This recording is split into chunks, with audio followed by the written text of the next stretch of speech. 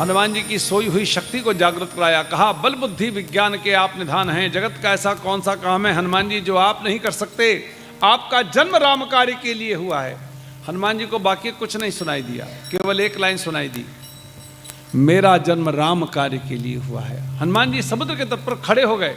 हनुमान जी का शरीर बढ़ने लगा, ऐसा लगा समुद्र के तट पर मानो कोई सोने का पर्वत खड़ा हो गया हो। बार बार हनुमान जी गर्जना करने लगे, ऐसा लगने लगा 100 योजन के समुद्र को श्री हनुमान जी पी जाएंगे। और जामवंत जी को कहा आप आज्ञा करो तो रावण को सेना सहित मार करके पूरी त्रिकूट उखाड़ करके यहीं ले आता हूं, फिर ढूंढ लेना मां जानकी कहां बैठी है। ये सारे काम मैं अकेले कर सकता हूं जामवंत जी, लेकिन आप मेरे गुरु हैं, आपने मेरी सोई हुई शक्ति को जागृत किया है, इसलिए आप मुझे उचित सिखावन दो, मुझे करना क्या है। जामवंत मैं पूछो तो ही उचित सिखावन दीजहु मोहि। क्यों पूछा ये?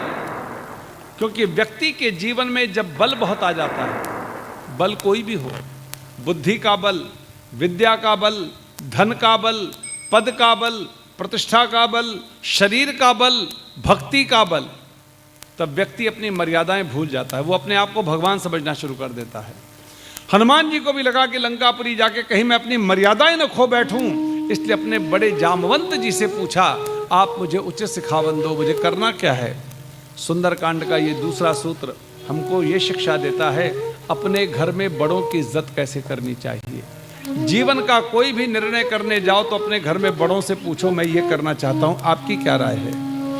युवानों के पास डिग्रियां हो सकती हैं, डिग्री आप कहीं से भी ले सकते हैं, डिग्री से नौकरी की जाती है, बिजनेस किए जाते हैं, जीवन नहीं चलता है, जीवन अनुभव से चलता है और जीवन का अनुभव घर के बड़े लोगों के पास होता है। इसलिए अपने घर में बड़ों से पूछो मैं ये करना चाहता हूं, आपकी क्या राय है, वो आपको सही सलाह देंगे।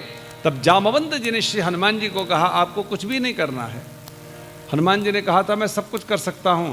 जामवंत जी ने कहा किसी को हाथ भी नहीं लगाना, आप जा करके केवल मां जानकी का पता लगा करके वापस आओ, फिर हम सब बंदर भालू प्रभु राम के साथ लंकापुरी चलेंगे, भगवान राम रावण को मारेंगे और हम सब मां जानकी को लेकर के आएंगे। हनुमान जी ने सुना, अति प्रसन्न हुए और हनुमान जी को प्रसन्न देख करके सभी बंदर भालुओं ने दोनों हाथों को ऊपर उठा करके जय जयकार करी है। बोलिए राजा रामचंद्र भगवान की जय।